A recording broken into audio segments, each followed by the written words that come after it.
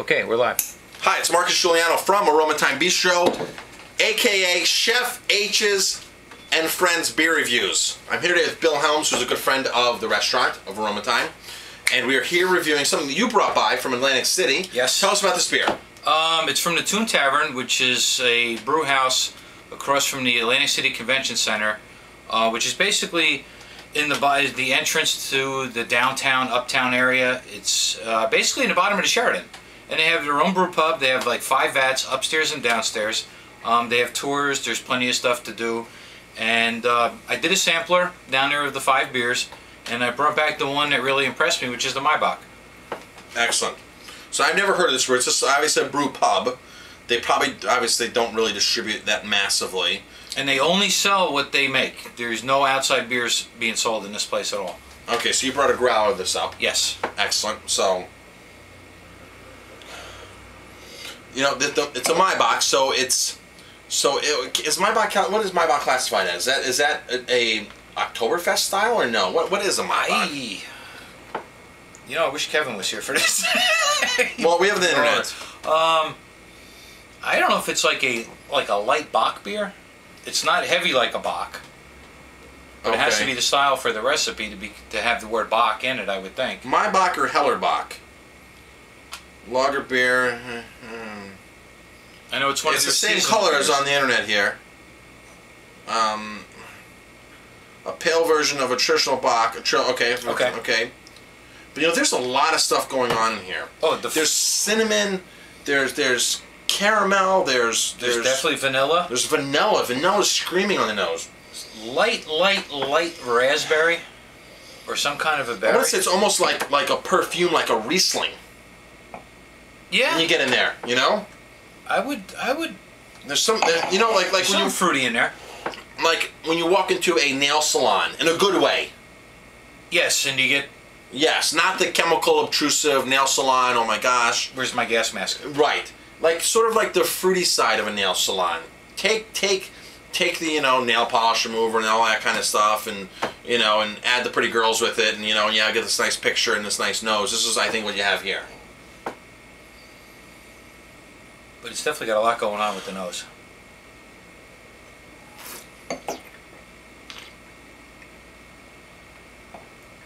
I taste the yeast in here. The yeast, like a regular beer, is in here. Not as obtrusive as like some of those like mass-produced beers. All you taste is the yeast, and you're like, oh. No. You can taste the yeast in here, but it's really masked very well by the amount of malt in here. Very smooth. I mean, this is a beer where you can sit back, where some beers, it overpowers in a certain aspect, and you can have maybe 1 or 2. This you can sit down and have, this could be your beer for the night. Now, and it will not... This can be your beer for the night. Now, I've got news for you here. If you're watching these reviews, it's hard for us to review bad beers. Because a lot of the beers we review here go into the restaurant. And of course I don't buy bad beers for the restaurant. Right. In my opinion.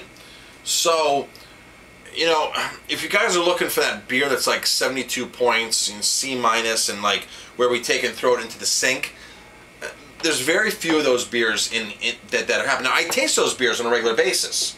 True. I do taste those beers.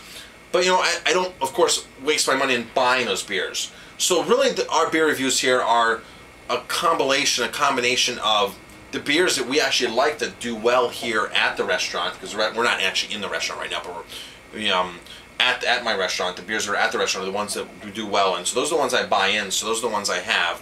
And every now and then we experiment and go buy some at the store. And every now and then Eric will stick me a Miller Lite or something in a blind bag and have me taste it. So, which is understandable, because he wants to keep me on my toes, and I want to keep him on his toes too. So I'm on Tun Tavern's website, TUN Tavern, Atlantic City. I'm on their beer page, brews, Irish Red, boys, American IPA. I love IPAs, as most people. Tunfest Lager, Snakebite, Woodchuck Amber, Black and Tan. Looks like I missed the Maibock. The Maibock is their seasonal beer. It might not have made the list. It's not on the list, so you can't find it even on their website. No. I really couldn't find it on Beer Advocate. So let me see if it's on Rate Beer. Let's see what happens. But this is an interesting beer. There's definitely some raspberry. Did we say raspberries? Yes. Because there's raspberries on here. Very, very light though. Like in the background. You know, it comes and goes. When you first brought it, I tasted the raspberries. Now I'm not even smelling them. Before I was smelling them. That's the neat thing about beer and wine. It evolves in the glass. It evolves as your palate gets adjusted. And as the air conditions it. Yes.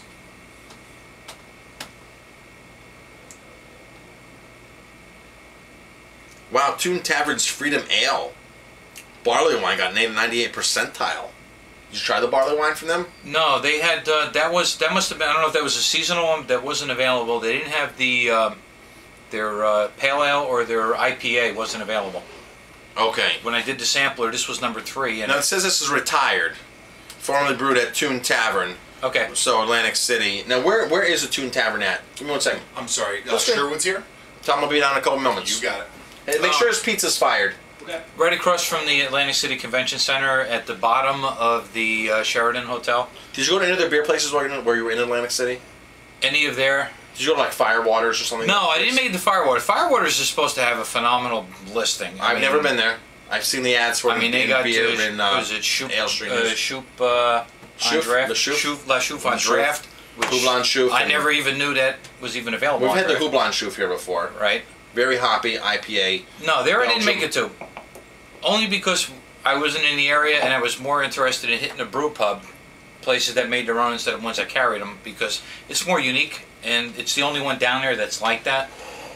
But yeah. Next trip, because I go down there quite a bit, I love being on a boardwalk in the ocean, that I will do definitely test out Firewaters and see what stuff they got down there. No, I'm going to give this beer a rating.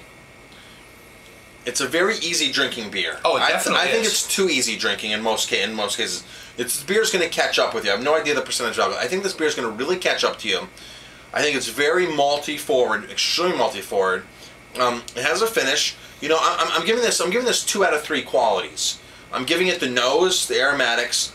I'm giving it the body, the follow through, but I'm not giving it the balance because I don't think there's enough of the balance on here. Which not from start to finish. Not the middle. It's not there. Which drops this beer into an 85-point beer for me. If they had some balance in here, this would be a high 80-point beer. If it had a little more, because really wine and beer, especially wine, is an acid sweet balance. Oh, true. And you know, you get the fruit, true. You get the acid. It's an acid fruit balance. That's why I like to associate beer too. It's like if you have problems finding out what in a beer when you drink, it's like, what is it more? Is it sour? Is it acid or is it sweet? Right. What is more? That to me is the quality of beer, because when they can pound, the more they can pound those in, like these Imperial IPAs and those Imperial beers and those porters and stouts, really, the more they can pound both sides in and add that in, the more you're going to get the flavor, the more you're going to get the body, the more you're going to get the nose, and the more you're going to say, gee, what am I tasting? You get that back and forth, back and forth. This doesn't have the back and forth. No, like a Riesling and a Pinot Grigio, right. It's all a semi-dry, sweet and a semi-dry Riesling. Face. You taste it and you're like, wow, that's at the racer edge. Yep. It's got the fruit, and you know what? I need another sip because I really want to taste it again. Before you know it, it's like I need another glass because I really want to taste it again. And that to me is a really high quality of any beverage you drink, beer or wine. Is I want to taste it again. I want to taste it again. This to me, you can drink it. I don't know how much you could drink of this. 2 glasses will go down easy.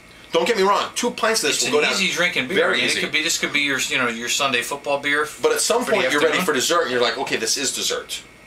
Oh, true, because it's got the body, it's got the aroma, it's got the fruitiness to it. Yeah. So, but you know, all in all, it's a good beer, and 85 points is still a great rating. Oh, you know, true. It's 85 points. 85 points is a solid B for me.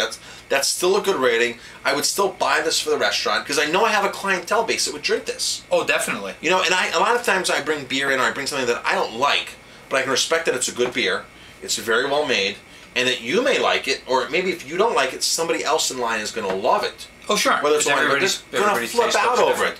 So a lot of times I have to buy things and say, okay, it's not my personal taste. Like, if it were my personal taste, we wouldn't have any lagers or pilsners here. They'd be gone. There'd be like 1 lager or 1 pilsner. They're gone. It'd be IPAs. IPAs and porters. But it's more than that. I have to please everybody, and I can respect. I can taste good coffee, but I don't drink coffee personally. It's one of those things. Okay. So, thank you guys very much. I want to just say one thing. Tun Tavern, keep doing what you're doing. You got some great beer going on down there. And if anybody's ever down in the area, do check it out. It's worth the trip. And the crab cakes, I'll just leave it at that. Tun Tavern. Call me when you do the barley wine. The Freedom Ale. I'm really excited to taste this. Call me, guys. Call me. I'll make a trip down. I love Atlantic City. I don't gamble, but I like to go down there. It's not like being on a boardwalk in the ocean. Exactly. It's a Jersey boy. Exactly. So, Chef H and Friends Beer Review. I was here today with Bill Helms, one of our best beer friend customers here at Aroma Thyme, doing our thing, doing a tasting here. Bill brought in some great beer. We'll see you guys next time. You are what you drink. Drink good beer.